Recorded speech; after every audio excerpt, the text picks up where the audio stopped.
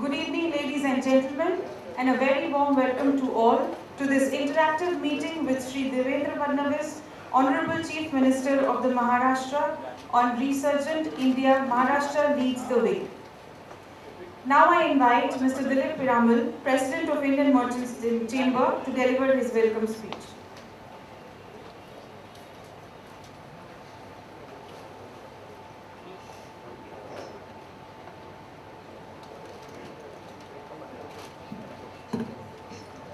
Good evening, ladies and gentlemen. I extend a very warm welcome to all of you present at this important interaction with the Honorable Chief Minister of Maharashtra, Shri Devendra Fadnavis. My special welcome to you, sir. The Chamber is thankful to you for your august presence amidst us, despite your hectic schedule. Mr. Fadnavis is a rare brand of politician who is both learned and popular with the masses. He holds a graduate degree in law from Nagpur University, a postgraduate degree in business management, and a diploma in methods and techniques of project management from DSE Berlin. Starting his political career in the mid-90s, in a short span he has become a respected political leader of the masses and Chief Minister at such a young age of the most progressive and the leading state of India. The world is finally paying attention to India's economic prowess. Rarely has the IMF been so effusive about a country that not only a quarter of a century ago stood on the brink of an international default. In all this, the dynamic contribution of Maharashtra should not be underestimated. Well recognized for long as one of India's most progressive states, Maharashtra is not just the country's second largest state in terms of population, but is highly industrialized, consistently attracting domestic and overseas investments. Also, it is a major IT growth center. Its pioneering role in development in small-scale industries is of course well known. In this highly urbanized state, 45% of people residing in urban areas, industry and services sectors both together contribute to over 88% of the GDP, while agriculture accounts for the rest. The state ranks amongst the country's top 3 in production of sugar, cotton and pulses. Mumbai, the capital of Maharashtra and regarded as the financial capital of India, houses the headquarters of most of the major corporate and financial institutions. India's main stock exchanges and capital market and commodity exchanges are located in Mumbai. Maharashtra's human development indicators are healthy and point to good governance. While India's Human Development Index is 0.467, the state scores higher at 0.572 as per India Human Development Report 2011, a bit dated. Life expectancy at birth or infant mortality, the state has made notable gains. In literacy too, the state is 82.3%, far higher than the 73% at the national level. Excellent higher educational institutions, 45 universities, over 4,700 colleges, over 1,000 polytechnics and so on in the field of engineering, medicine and management are located here. Despite economic growth and rising per capita incomes, Maharashtra is not without its share of issues and problems. The number of households with access to drinking water is high, but there is scope for improvement in rural areas. Together with rapid expansion in irrigation facilities, water conservation, and scientific water management can potentially result in more crop per drop. Equitable growth among the state's different regions will potentially propel the performance higher. In fact, irrigation has been a very sore topic in Maharashtra, and we all know that how in the last 20 years, how much money has been frittered away. We are sure that the government, which is well apprised of this problem, will really rectify things, and I think that can make a very big difference. I mean, it is one of the biggest tragedies of Maharashtra. The amount of money which has been squandered is a very mild word to use, but it is the tragedy of Maharashtra. And I hope, sir, you will rectify the situation. Our Chief Minister's commitment to enhance the ease of doing business in the state is evidenced by the fact that one of the first commitments of his government was to cut clearances to set up industries from 75 to 25 by simplifying procedures and doing away with policies that restricted expansion like industrial location policy, river regulation zone. Maharashtra has secured one of the biggest FDI projects in the country in recent years by clinching a $5 billion deal with Foxconn of Taiwan, which is, Foxconn is an amazing company. I am told it employs more than 50 lakh people and it's like a whole number of townships in China. They also make the Apple iPhone. Thanks to his untiring efforts, General Motors, Chrysler and Ford have also committed to large investments in Maharashtra. Sir, you have successfully pitched Maharashtra as a key investment destination to foreign investors and it is bearing very good results. The Make in Maharashtra initiative is strongly connected with Make in India. Maharashtra is, after all, the biggest showcase of India's manufacturing prowess. Maharashtra has provided an enabling environment for startups and SMEs to scale up their operations. It has promoted industry and academia linkages for joint research and product development to drive frugal engineering. The government of Maharashtra is implementing Make in Maharashtra in both letter and spirit with the ease of doing business, attracting new investments and making administrative changes for the growth of the MSME sector. Through Make in Maharashtra, the government also aims to reduce the industrial disparity currently existing between various parts of the state. And that is one problem in Maharashtra, that some of the regions, particularly in Marathwada and Vidarbha, are really backward. And I'm sure the government is looking into that and will reduce these disparities. All this will lead to the further promotion of the manufacturing sector in Maharashtra. Sir, in order to encourage manufacturing sector in Maharashtra, IMC this year has taken the initiative of felicitating two emerging manufacturing giants from Maharashtra, and they are the Veloc Group and Endurance Technologies Private Limited. They will be felicitated at your hands at this function. I will now say a few words about the Indian Merchants Chamber. Established in the wake of the Swadeshi movement by our visionary business leaders, the 108-year-old IMC has done the country quality service during its long and tumultuous freedom struggle. Hence, the father of the nation, Mahatma Gandhi, accepted the honorary membership of IMC. Ours is the only chamber, sir, in the country which has this privilege. We have around 2,700 direct members comprising a cross-section of the business community, including public and private limited companies, and over 225 affiliated member associations, through which the chamber reaches out to over 250,000 diverse business establishments in the country. We have a strong ladies wing as also a young leaders forum to mold the youngsters who are the future of the country. Just a few years ago, the state's economic competitiveness was in doubt, but the many positive steps undertaken by you, sir, have had the cumulative effect of arresting and reversing this trend. Today, Maharashtra is again known all over the country and the world as India's premier investment destination. More than 35% of the total FDI coming into India flows into Maharashtra, the highest among all the states in India. Labour reform, however, is a key step in enhancing the productivity of the workforce. In this, sir, you have made amendments to the Factory Act, redefining parameters for business bound by the legislation, and excluded 14,500 small units from its purview. Women labourers can now work night shifts, and Maharashtra has scrapped the mandatory clearances required for manufacturing units to make labourers work on night shifts. All this is indicative of a progressive mindset aimed at enhancing Maharashtra's economic competitiveness. On the infrastructural front, sir, your achievements are no less impressive. Your government has revived the concept of an international finance center in Mumbai by drawing up plans for a global finance hub at the Bandra Kurla complex and appointing a committee with industry experts to submit recommendations in financial and legal framework to facilitate it. In fact, I was recently on a seminar on television where they were saying whether the financial center should be in Gujarat or in Maharashtra. And I said, this is a no-brainer. In Gujarat, it has come up only because of the then Chief Minister, our Prime Minister now, efforts and his dynamism. Otherwise, what is Gujarat compared to Maharashtra? I mean, For the international finance center, it can be only Bombay.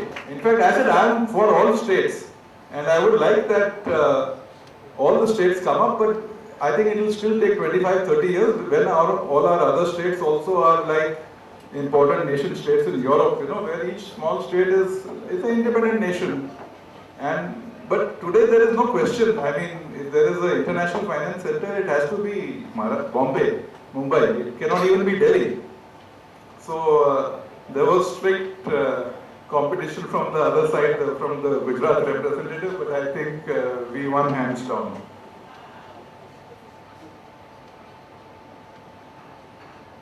Mumbai's proposed coastal freeway facing uncertainty due to the requirement of reclamation got a push with you, persuading the Union Environment Ministry to bring out a draft notification permitting reclamation for roads. Long pending development plans of municipal corporations such as Kalyan, Dombivli and Bhiwandi got approvals, while the CM-led Urban Development Department decided to formulate uniform development coastal control regulations. Among other major changes was setting up a war room under you to monitor crucial projects, cutting down on procedures for construction permits in Mumbai, and starting construction of a metro rail line in Nagpur. In fact, one of the problems in our state has been that there are so many projects which have been there on the anvil for more than 20 years. In fact, I remember as a teenager, I used to see so many blueprints in the newspapers. Now they have stopped giving all that.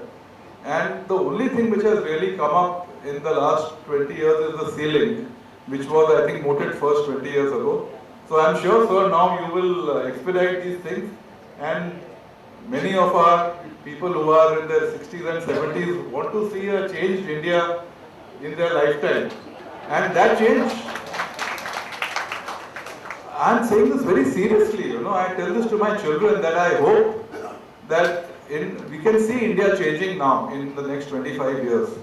And I mean, it has changed. It didn't change at all from in 70s right up to 2000. And in this last 15 years, there has been some changes, but it has been very slow. But I think now in the next 15 years, and hopefully if our central government, we get another 5 years, we can see a slightly better India.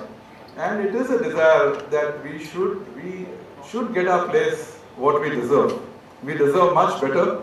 I am sure under the dynamic leadership of our Prime Minister and in our state, the Chief Minister, we will see these changes, especially I am talking for the older generation, we will see it in our lifetimes.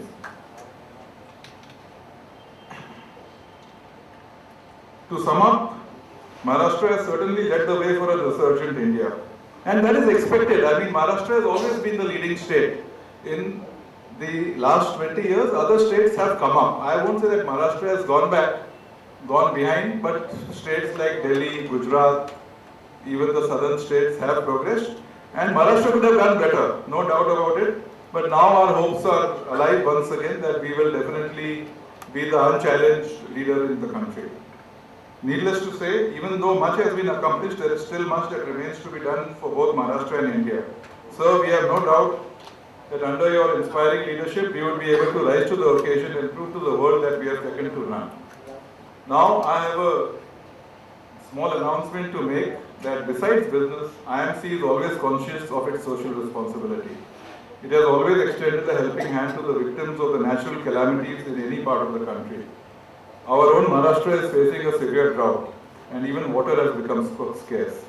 The government of Maharashtra, under the dynamic leadership of our Honorable Chief Minister, has been doing all that it can to reduce the pain of the people. In keeping with the IMC's long tradition, we have decided to contribute in a very small way towards the Chief Minister's Relief Fund by making a contribution of rupees 25 lakhs. And I must say that yesterday our Chief Trustee, Mr. Ram Gandhi, said this to me on his own, that Dilip, you should do something for Maharashtra. I mean, just make a small token contribution. I know it's a small amount, but every little drop counts. So I hope, and we want to make a small contribution. In conclusion, sir, I thank you once again for all your, thank you for sparing your valuable time and being present with us today.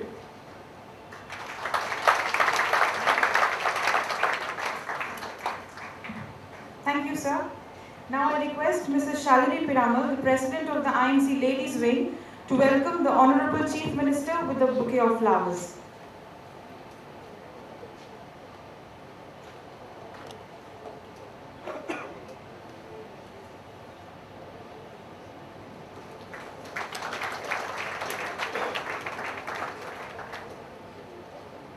Thank you, Mrs. Piramal.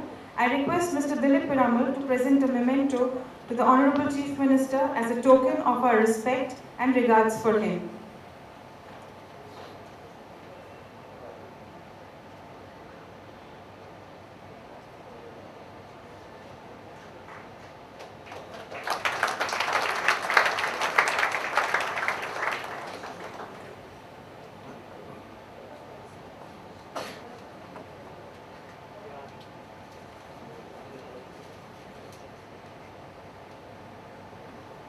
Thank you, Mr. Piramal. Srimati Amrita Fadnavis is also present amidst us. May I request Mr. Piramal to present her a bouquet of flowers.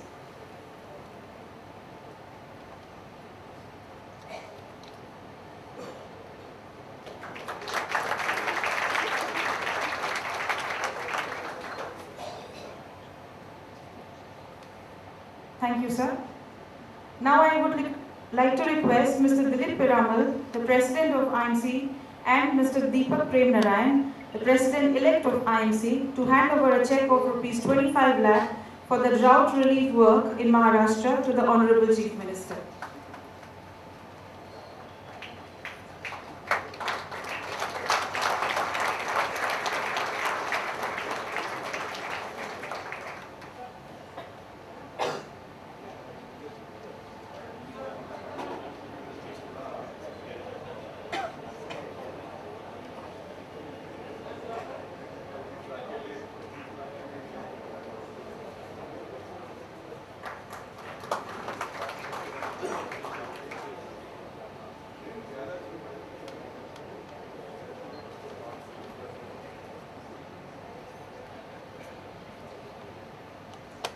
Following the vision of our Honorable Prime Minister, Shri Narendra Modi ji, to raise the global competitiveness of the Indian manufacturing sector for the country's long-term growth, this year, Indian Merchants Chamber, under the leadership of Mr. Dilip Piramal, has taken the initiative of identifying the emerging manufacturing giants from Maharashtra, which have contributed immensely towards the development of the state.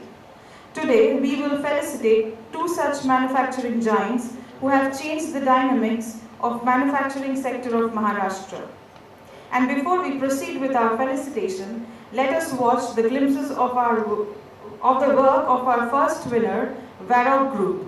Can we have the AV, please?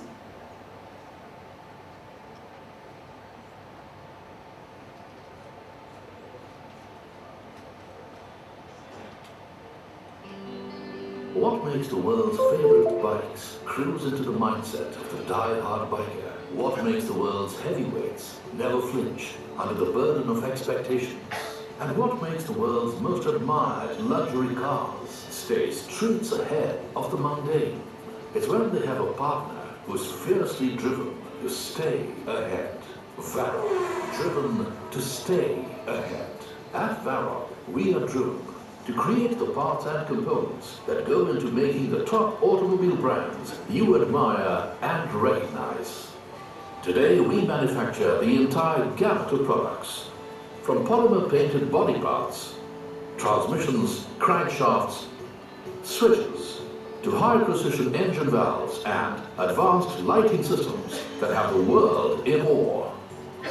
An annual turnover of $1.3 billion ensures that Varrock has the wherewithal to execute any project, anywhere in the world. Today, Varrock is synonymous with uncompromising quality. Every process, every technology is geared to ensure that clients get the best value for their money.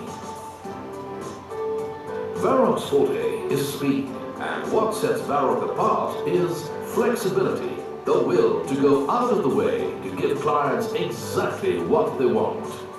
Varrock's ability to deliver consistently has won us our clients' implicit trust. Sincerity, humility, integrity, passion, and self-discipline. These values are very core to Varroc. Our dedicated employees are one of the most important cogs in the Varroc wheel. We are driven by precision automation that creates wonders for our clients. We are driven by a culture of nurturing bonds. We are driven by the opportunity to invent and create, by our power to innovate. And indeed, we are driven by our ability to look ahead, think beyond. There's a lot that drives us, but none more so than the wish to see your brand garner all the attention and steal the limelight. Varroc, driven to stay ahead. What makes the world's favorite bikes cruise into the mindset of the die-hard biker? What makes the world's heavy?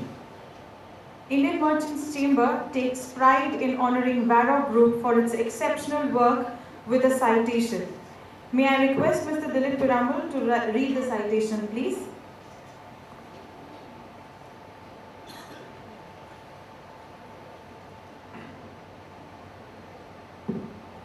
Since its inception in 1990, the Varroc Group, under the dynamic and progressive leadership of Mr. Tarang Jain. Tarang, why don't you come here, please? Let them see the face.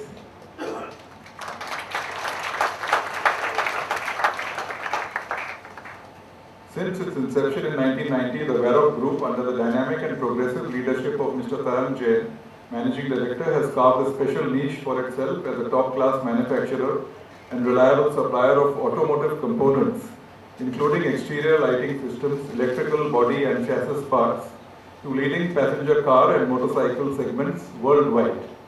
With 35 world-class manufacturing facilities, 11 engineering centers, 10,000 employees, and 760 engineering experts in 10 countries, the group is on an exponential growth trajectory and is reckoned as a leading global passenger car lighting supplier, catering to all segments of the automotive and allied markets.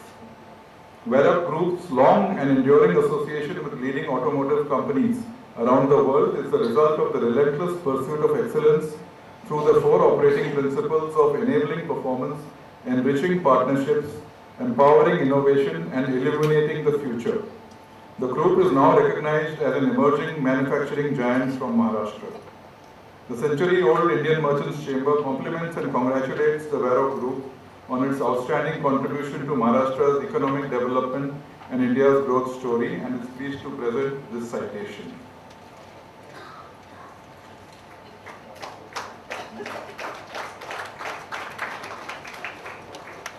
May I now call upon Mr. Tarang Jain, Managing Director of the Varroc Group, to accept this citation and the Silver Salver at the hands of our Honorable Chief Minister.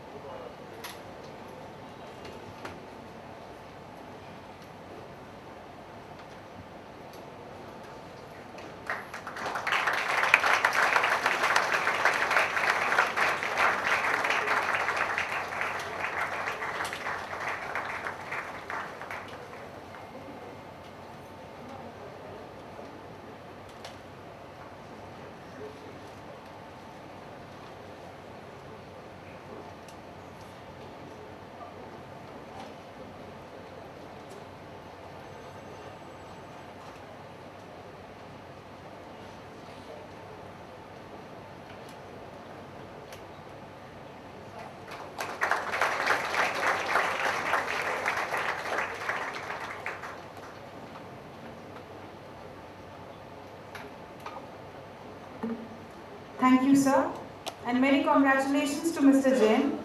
And I invite you to give us a small, brief response.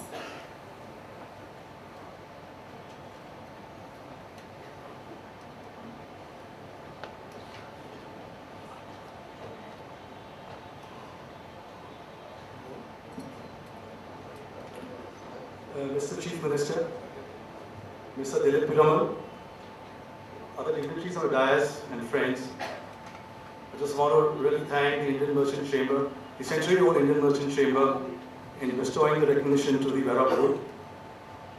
Let me tell you that we started off in 1990 in a very humble way. In fact, we only invested about 1 crore rupees at that time, and the first year sales were about 1 crore. Last year, we clocked global sales of about 8,500 crores. And I'm proud to say that my global headquarters still remains Aurangabad, Marathwada. I'm very proud of that. In fact, out of the 8,500 crores, about 1/3 of the business is in India, of which 2/3 actually is in Maharashtra. And out of that, 40% is Aurangabad and 25% is Pune. So Aurangabad for us is still the most important destination for our India business. And we employ about 8,000 people out of indirectly or directly in Maharashtra, out of a total of about globally of 16,500. 10,000 are the direct employees and 6,500 are the indirect. Having said this, I just want to just say a few thank yous. I don't want to say too many things. A few thank yous. Firstly, starting with, of course, the Bajaj family, especially Mr. Rahul Bajaj and Mr. Rajiv Bajaj for being our godfathers.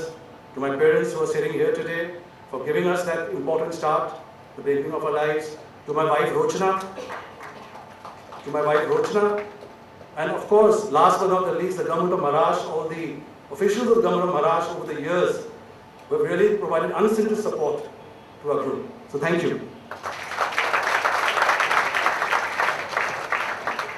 Thank you, Mr. Jain.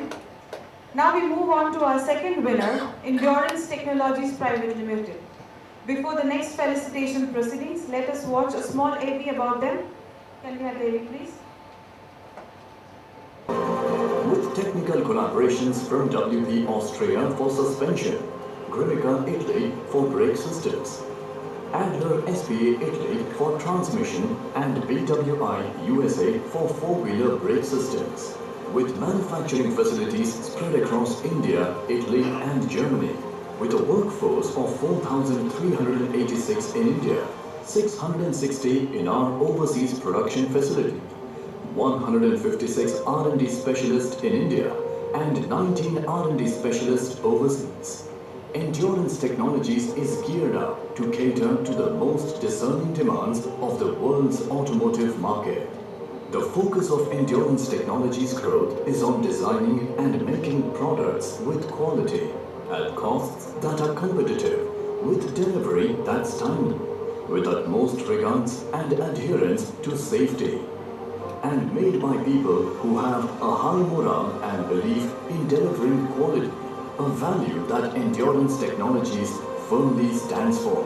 With a diverse product range for multiple vehicle segments, Endurance Technologies strives to offer complete solutions for the automobile industry. Our R&D capability across each product line offers innovative insights for new product development and also helps us build quality products through simulated testing at our 4 DSIR certified facilities. Endurance Technologies is proud of the company it keeps, and our customer portfolio across two-wheeler, three-wheeler and four-wheeler automotive markets speaks for itself. We at Endurance Technologies draw great inspiration from people and our communities, and we are committed to giving back to the society through initiatives that help build a better tomorrow, with a focus on education, rural development, healthcare for the underprivileged. Endurance Technologies has and will constantly endeavor to deliver its corporate social responsibility. So we drive ahead into the future with a vision to be a complete solution provider for every automotive component in our chosen product portfolio, with a belief that one day Endurance Technologies will be present in every automobile in the world.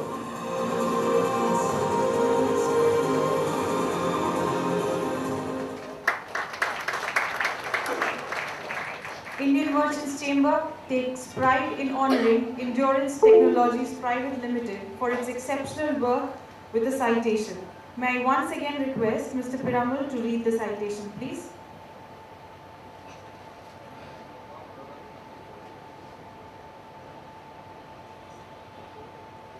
So this is Anurag. Anurag, आगे आओ. यहाँ पीछे क्यों आ रहे? So if you are getting confused between that Anurag looks like Tarang, you have reason to be, because they are brothers. Not only they are brothers, they are twins.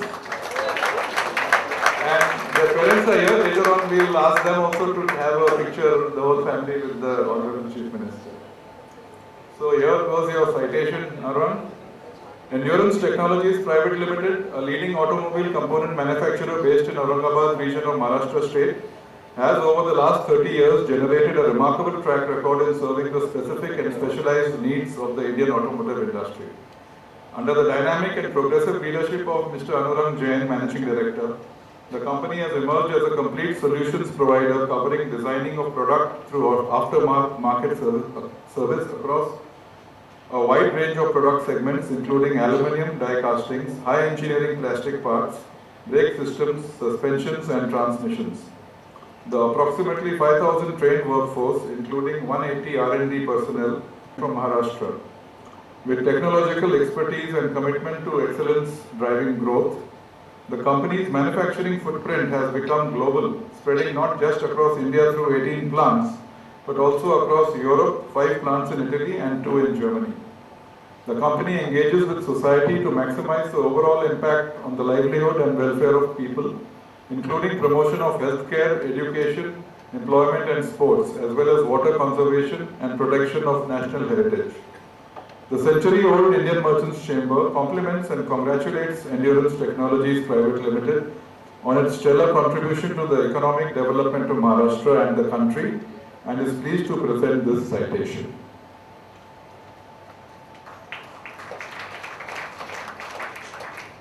May I now call upon Mr. Anurag Jain, the Managing Director of Endurance Technologies, to accept this citation and the Silver Salver at the hands of our Honorable Chief Minister.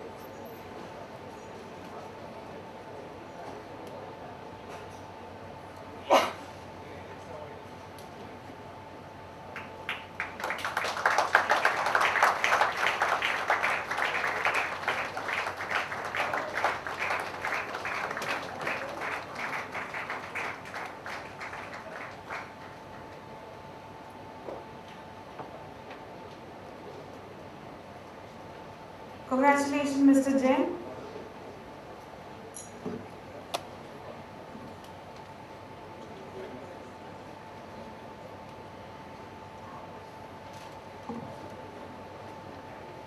I request Mr. Jain to come on the stage for a brief response, please.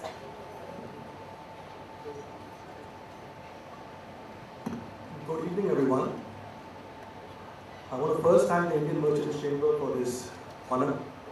It's really an honor from an institution which is more than 100 years old, I believe established in 1907.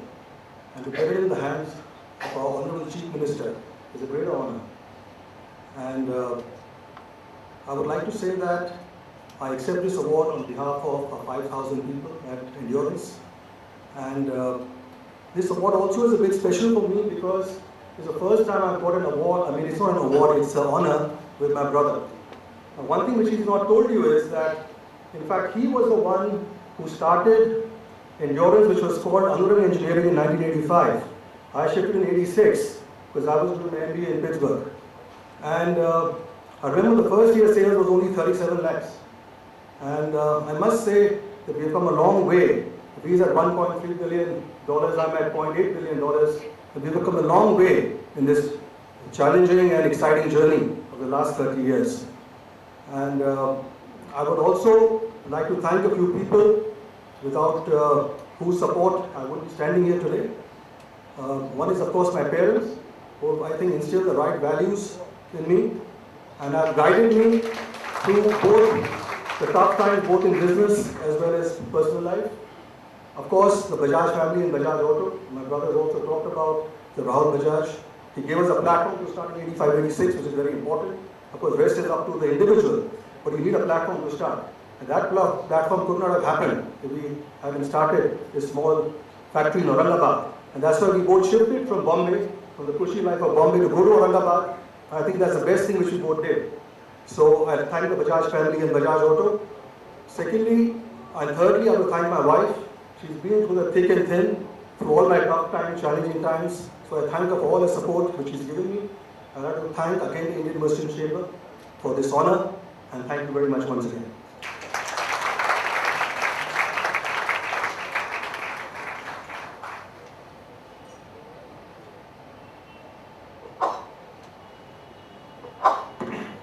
Sir, there is one point I omitted to say in my speech, which I want to make up now, that you will be glad to know that our Honorable Chief Minister is a very qualified lawyer, and we have an alternate dispute resolution center downstairs on the third floor, ADR center, and recently the Maharashtra government has also set up one, and our center is just starting.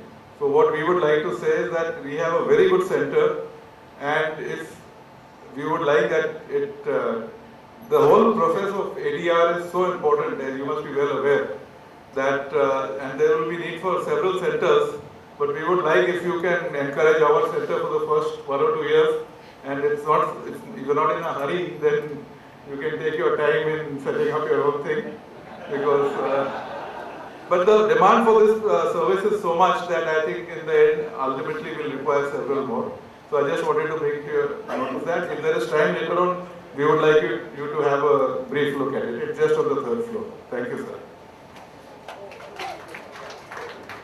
Thank you, sir. Now the moment all of you have been waiting for, may I call upon the Honorable Chief Minister of Maharashtra, Shri Devendra Fadnavis ji, to address the gathering with his valuable insight.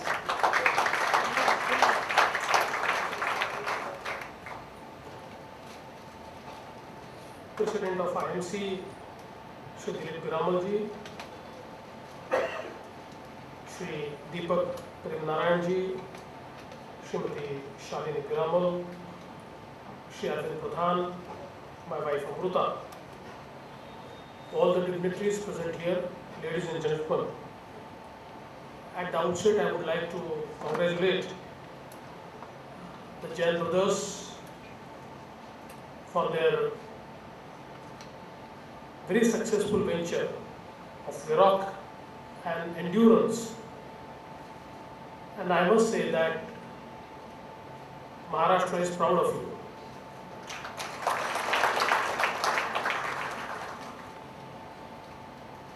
Mr. Piramal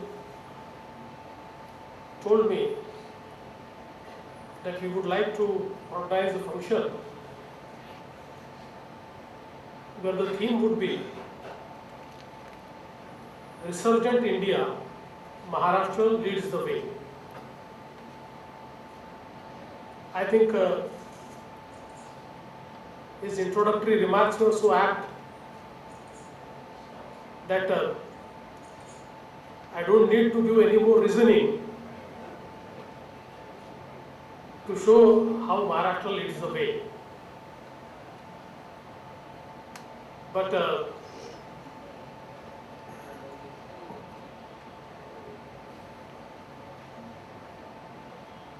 the invitation says that it's an interaction.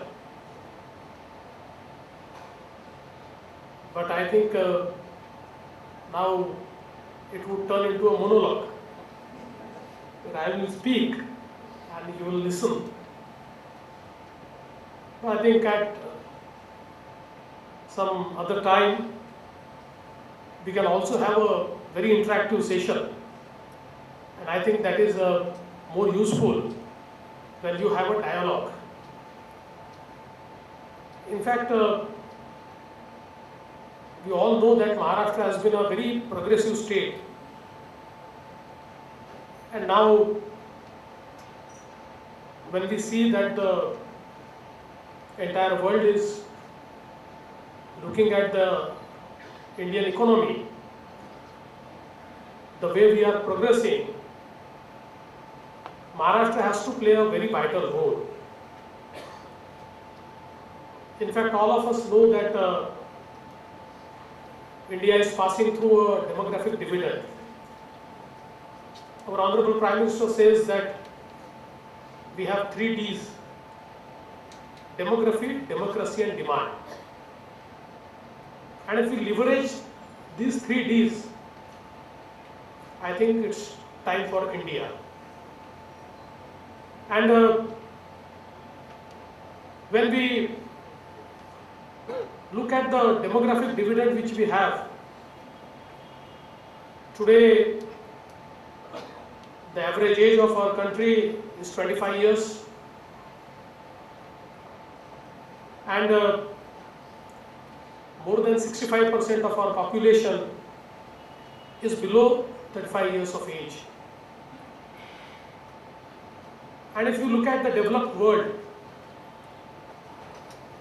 the entire world is aging.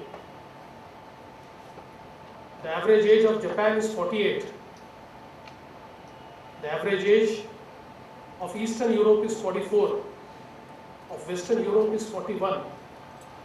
Of America is 37. Of China it is 39.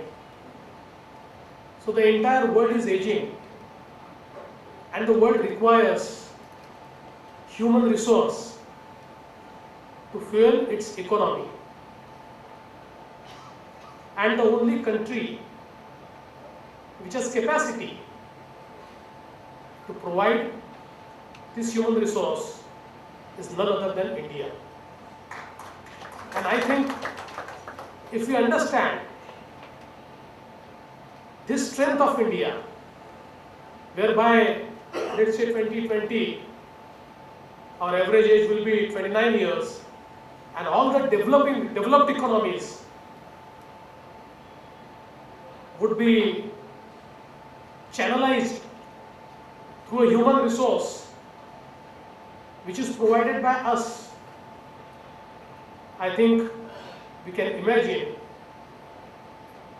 the amount of growth which we can fetch for our country. So I think we are actually passing through a very exciting phase, a very interesting phase, a very challenging phase. And we need to rise to the occasion. When I look at Maharashtra, for last 4 years, we are facing extreme drought.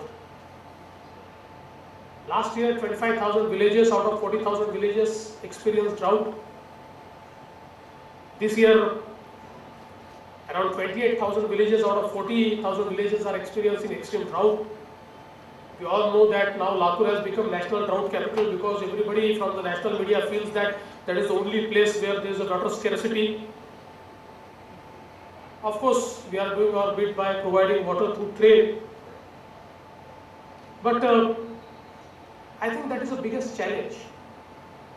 Because if you look at the GSDP of Maharashtra, in the Maharashtra's GSDP, the share of agriculture sector is 11%. But the number of people who are dependent on agriculture for livelihood are around 45 to 50%. So if you look at the scenario into entirety, you will understand that 50% of people are creating 11% of wealth. And that is why we can see extreme states in Maharashtra, where on one side we can see extreme prosperity, on other side we see farmer suicides. And I think what we need to focus is on shifting the pressure on agriculture to provide employment to the secondary and tertiary sector. And that can only happen if we skill people and if we take our agriculture towards value addition. Today, 82% of our agriculture is dependent on monsoon. And of late we have seen, with all the global warming and climate change, the patterns of monsoon have changed, and that results into a situation where you get rains, but either the percentage is low or the gaps between two rainy seasons or two rainy days is so huge that the sowing season is wasted. And we have seen this year that in 5 to 7 districts, despite 70% rains, there is an agricultural drought. So what we really need to create is the structures which would conserve the moisture, which would conserve the water. And our government has a flagship program called Jalyukt Shivar, where we are essentially trying to do the same thing. We are trying to create distributed water structures through water conservation. Approach of ridge to valley, where every single drop of water is conserved. The moisture is conserved in the fields, and the entire watershed is developed in a way that, I must tell you, day before yesterday, it rained in the district of Latur, and with one day's rain, those distributed water structures which we created are filled with water. I think unless we make our agriculture drought proof, and for that, what is the key? Key is to shift the paradigm from relief and rehabilitation to investment. Into agriculture, if you look at what really we are doing, is for years together, either you give short-term crop loans, which is not investment, or if the crops are damaged, if there's a drought, there's an unseasonal rain, we provide relief in terms of little money which we give to the farmers. But now we have shifted the paradigm and we are actually investing into agriculture, where we are creating water structures, efficient water use, into cropping patterns. And I must tell you that recently we have submitted a proposal to the World Bank, which is under active consideration, wherein 5,000 villages, with their help and their funding, we have taken an integrated plan where we will create water structures, use all the modern techniques of micro irrigation, through which we will use the water efficiently, and with the cropping pattern, we will change the entire landscape of agriculture. And how it changes, let me tell you, in last 1 year, we did this work in 6,000 villages, and we could create water storages of 24 TMC, which means that the water which can irrigate 6 lakh hectares of land. And for that, we spent 1400 crores. 300 crores was a public contribution. People gave money. And why this is amazing?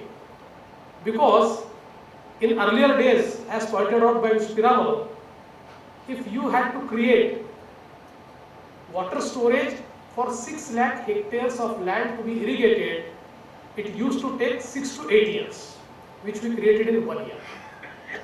And it used to take investment of 12 to 14,000 crores, which we did in 1400 crores. And I think, I'm sure, in 5 years' time, we will make Maharashtra drought-proof. 20,000 villages. We have a plan, rolled out a plan, through which we will make Maharashtra drought-proof. But that's not enough. This population, which is engaged into agriculture, there's no real employment. The employment would come from the secondary and tertiary sector. So agriculture needs a linkage with the secondary and tertiary sector. And that's what we are trying to do. So, for example, in Amravati, 15-20 years back, MIDC was set up. It was designated as a 5-star MIDC. And I'm from Vidarbha. My mother is from Amravati, so every time from Nagpur I travel to Amravati. For last 15 years, I could see a beautiful MIDC with all roads paved, electricity and everything, and not a single industry. Not a single industry. We decided that it's a cotton belt. So let's start an integrated textile park. Because 25% of the cotton which we produce is actually processed in our state and 75% goes outside. So if we do the value addition here, and as our Honorable Prime Minister says, that from farm to fashion, we need to develop a value chain. So we decided to develop a value chain. And in 1 year's time, I am happy to tell you that there are 8 industries. 4 industries have already started production. Recently I went there and for the stone laying of Raymond's, which would be an anchor investor there. And now is a situation where everything, all value addition, there are 8 different types of value addition which is done in, if we talk of from farm to fashion in cotton industry, everything is present there.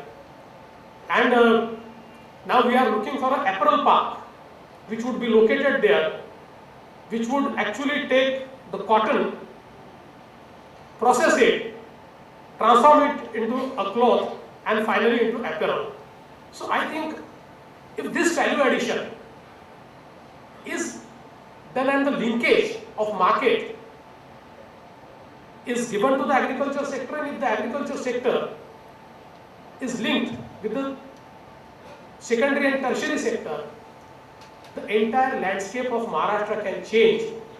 And these 50% who are left out of the growth story of Maharashtra would be put back into the growth trajectory of Maharashtra.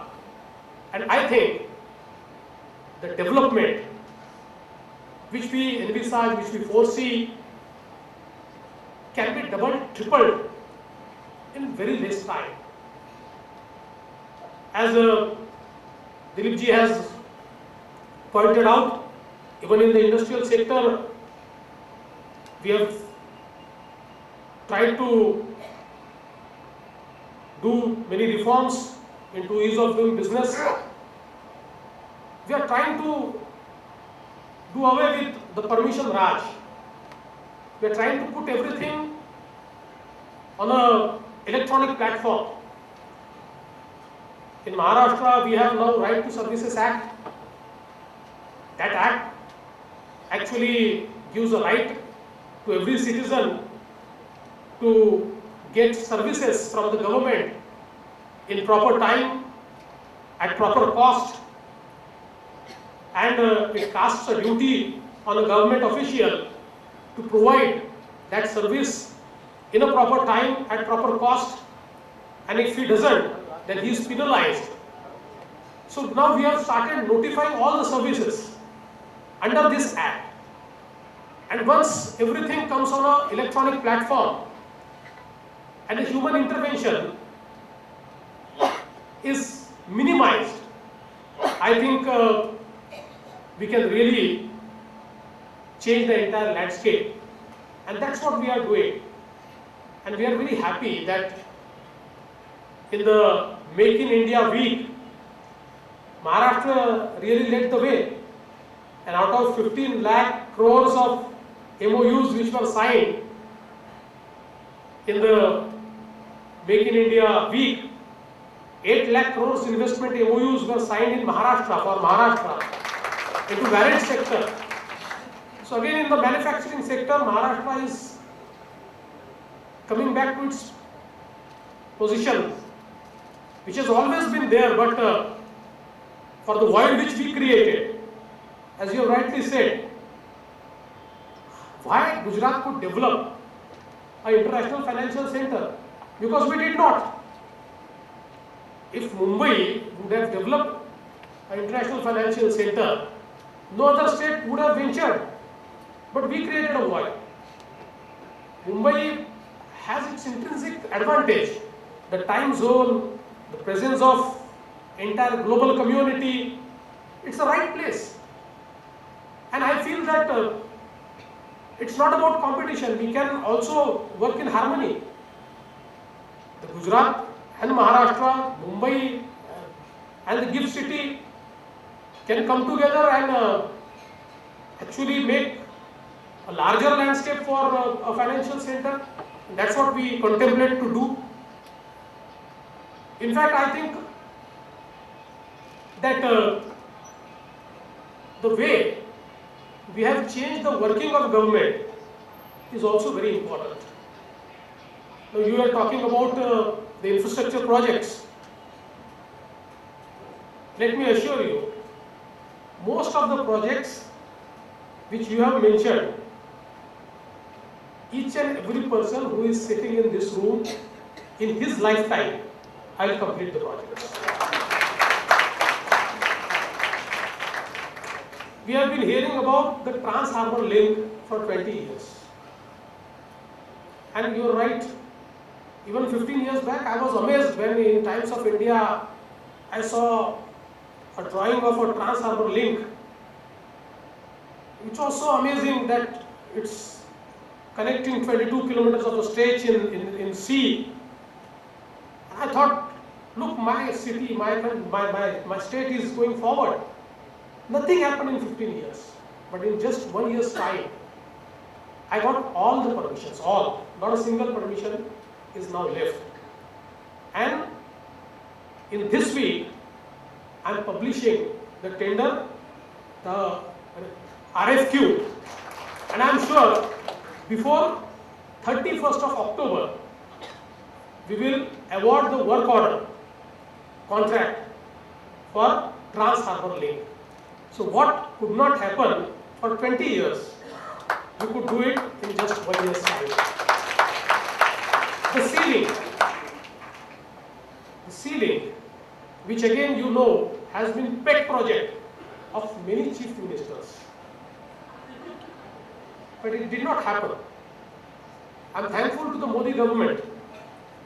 I went to the Prime Minister, I went to the Environment Minister, I told them, look, this is a project which is very important for Mumbai, because 60% of the Mumbai traffic goes from the Western Expressway, and unless we decongest Mumbai on the west side, we will not have a living standard in Mumbai. So this coastal road is very important, and I am happy that in less than 6 months, all the notifications were changed The coastal road, which was erstwhile government did not allow, was allowed by this government. Now all the permissions are with me, and a part of the coastal road already the DPR is in final stage, and the tenders would be called, and the latter part of it, which is a